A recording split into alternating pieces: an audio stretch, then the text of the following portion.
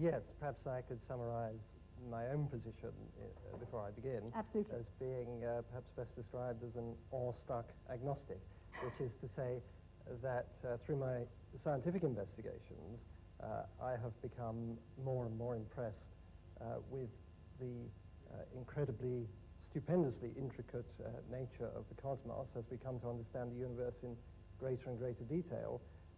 So it seems more and more remarkable that things have been arranged such that, in its broadest sense, the universe is self-aware. That is, that it permits the existence of intelligent observers such as ourselves.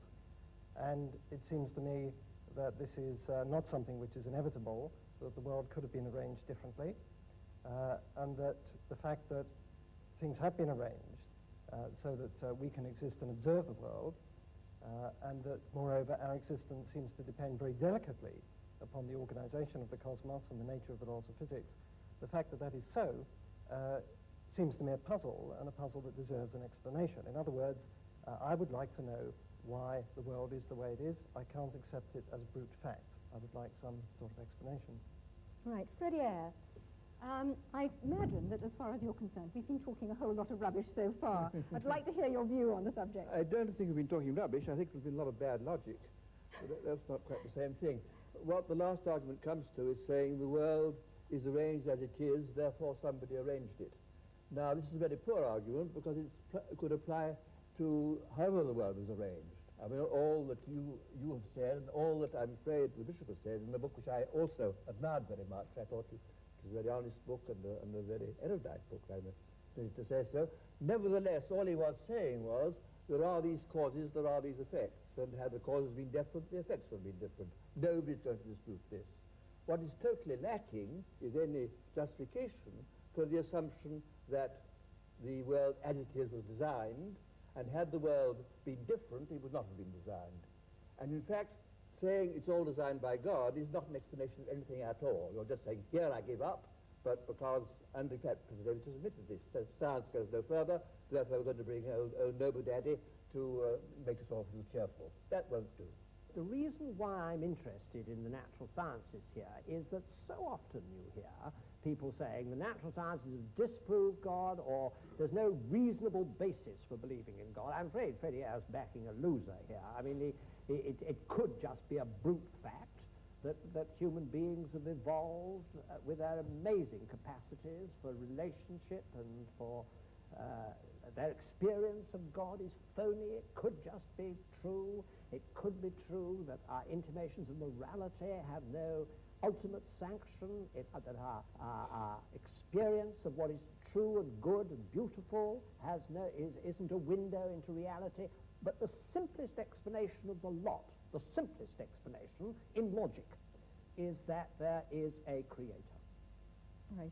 There are many other ways of looking for God other than science, and some might actually say better ways. And most of the world's religions believe that God takes steps to reveal himself and reveal the world to us.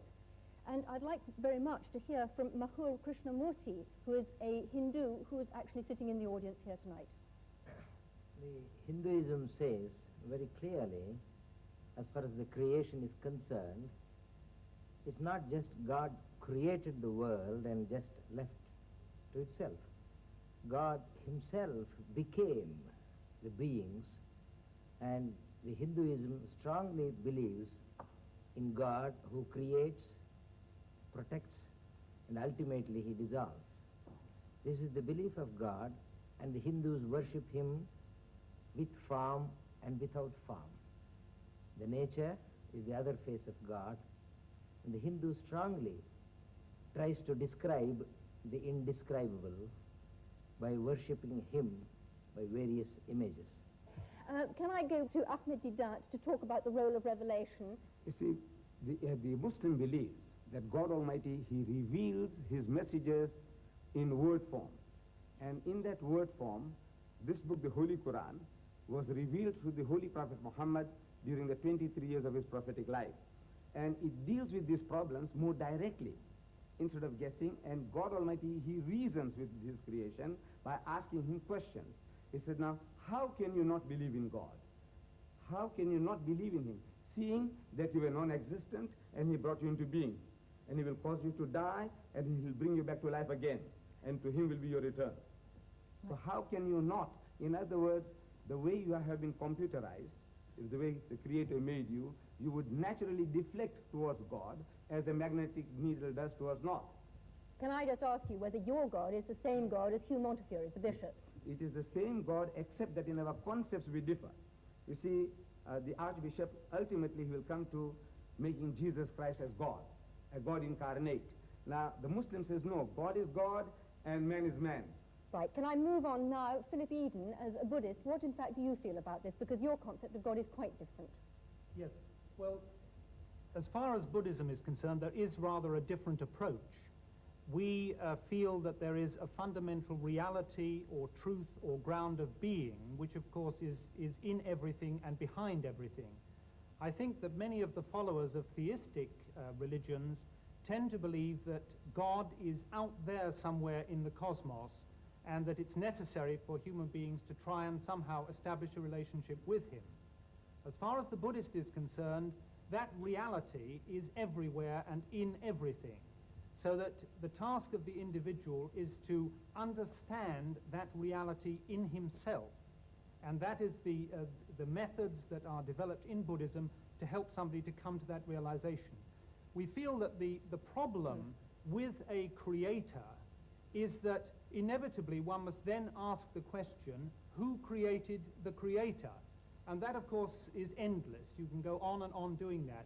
So somewhere you have to start with the first cause, and surely the first cause is the universe itself. Man is one way in which the universe experiences itself. But your God is obviously very different then from Hugh Montefiore's God.